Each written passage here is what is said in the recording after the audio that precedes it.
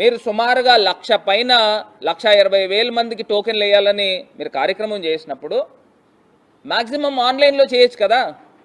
ఇదేమి ఆన్లైన్ ఈ మధ్యకాలంలో మామూలు కామన్ ప్రజలే ఫోన్పేలు చేస్తున్నారు, డైరెక్ట్గా క్యూఆర్ కోడ్ స్కాన్లు చేస్తున్నారు. ఎవరికైనా అర్థమవుతుంది.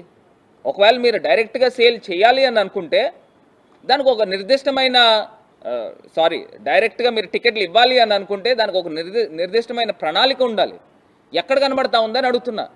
నిజంగా చాలా బాధాకరం అండి, చాలా దురదృష్టకరము. దీన్ని ఈ బోర్డుని ఇప్పుడు నేను ఇవాళ మేము మా సూటి తాలూకా డిమాండ్ ఏంటంటే తిరుమల తిరుపతి దేవస్థానము బోర్డు వీళ్ళు బాధ్యత తీసుకుని వాళ్ళు ఇమీడియట్గా రాజీనామా చేయాలి.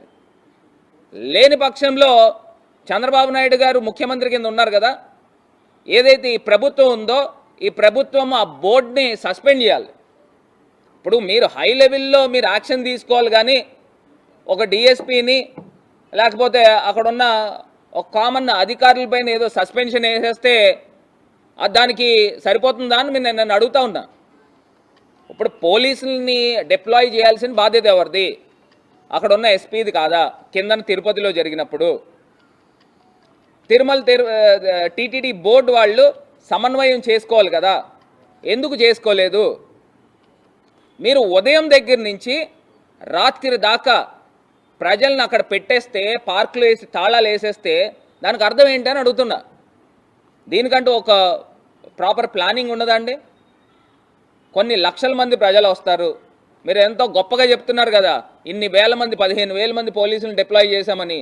మరి అక్కడ తీసుకుని వచ్చి ప్రతి టోకెన్లు ఇచ్చే వైకుంఠ ఏకాదశి టోకెన్ల దగ్గర వేల సంఖ్యలో ప్రజలు జమ అవుతారని మీకు తెలుసు.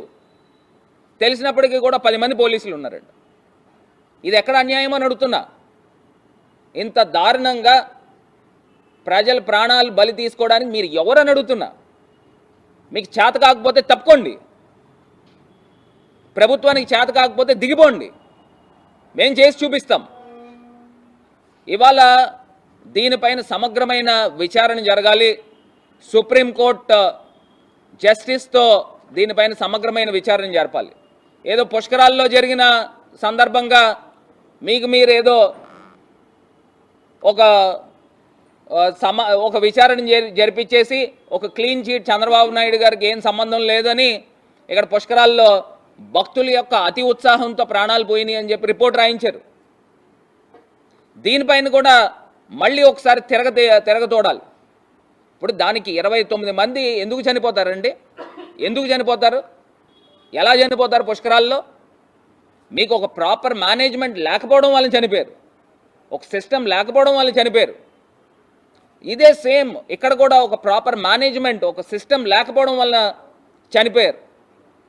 మరి ఇంత దారుణమైన ఘటన జరిగినప్పుడు బేషరతుగా వీళ్ళు దాని బాధ్యత తీసుకుని రాజీనామా చేయాల్సిన అవసరం ఉంది. ఎందుకు చేయట్లేదని అడుగుతున్నా. ఇప్పుడు తిరుమల తిరుపతి దేవస్థానం బోర్డు రాజీనామా చేయాలి ఇమీడియట్గా.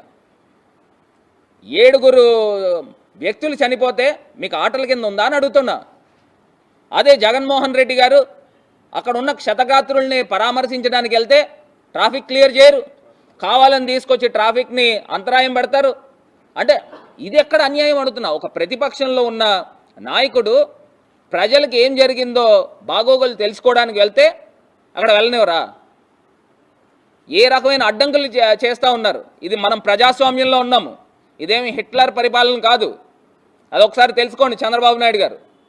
మీరు ప్రజల్ని మోసం చేసి మీరు ఇవాళ ఈ అధికార పీఠంలో కూర్చున్నారు.